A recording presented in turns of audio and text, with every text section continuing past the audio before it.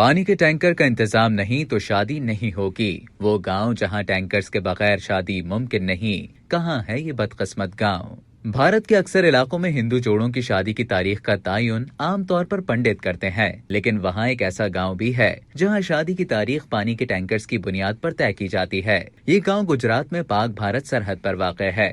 بھاکری نامی گاؤں شمالی گجرات میں بھارت کا آخری سرحدی گاؤں ہے، جس کی واحد جھیل سوکھ چکی ہے اور اب انسان اور جانور دونوں کے پینے کے لیے پانی نہیں ہے۔ یہاں بسنے والے لوگوں کو پانی کے لیے ٹینکرز پر انحصار کرنا پڑتا ہے۔ اس ریگستانی علاقے میں پانی کھارا ہونے کے باعث گاؤں والوں کو پینے اور کھانا بنانے کے لیے بھی میٹھے پانی کی ضرورت پڑتی ہے۔ مقامی افراد کے مطابق جب بھی اس گاؤں میں کسی کی شادی ہوتی ہے تو 25 کلومیٹر دور سے پانی کے ٹینکرز لانے پڑتے ہیں۔ 2019 کی ایک رپورٹ میں مقامی افراد کا حوالہ دیتے ہوئے بتایا گیا تھا کہ شادی کے سیزن میں وہاں ایک ٹینکر کی قیمت 2000 ہوتی ہے اور شادی میں 3-4 ٹینکرز لگ جاتے ہیں، جس کا خرچ 8 سے 10,000 روپے تک آتا ہے۔ مقامی لوگوں کے مطابق شادی کے انتظامات میں سب سے پہلا کام بھی پانی کے ٹینکر کا حصول ہوتا ہے، کیونکہ کبھی کبھی 40 سے 50 کلومیٹر دور جانے پر بھی ٹینکر کا ملنا مشکل ہو جاتا ہے۔ مقامی افراد کا بتانا تھا کہ گاؤں میں اگر چھوٹی تقریب ہو تو 5 ٹینکر اور اگر بڑی تقریب کا انعقاد ہوتا ہے تو پانی کے 10 ٹینکرز بھی کم پڑ جاتے ہیں۔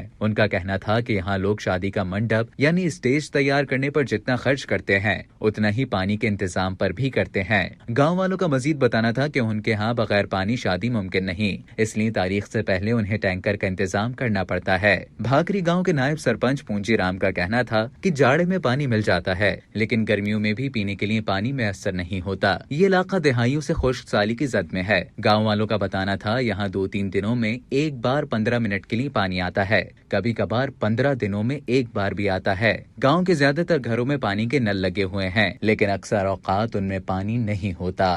اب تک کے لیے اتنا ہی۔ مزید خبروں اور نیوز اپڈیٹس کے لیے ڈیلی جنگ کے YouTube چینل کو سبسکرائب کریں اور Facebook کے پیج کو لائک کرنا نہ بھولیں۔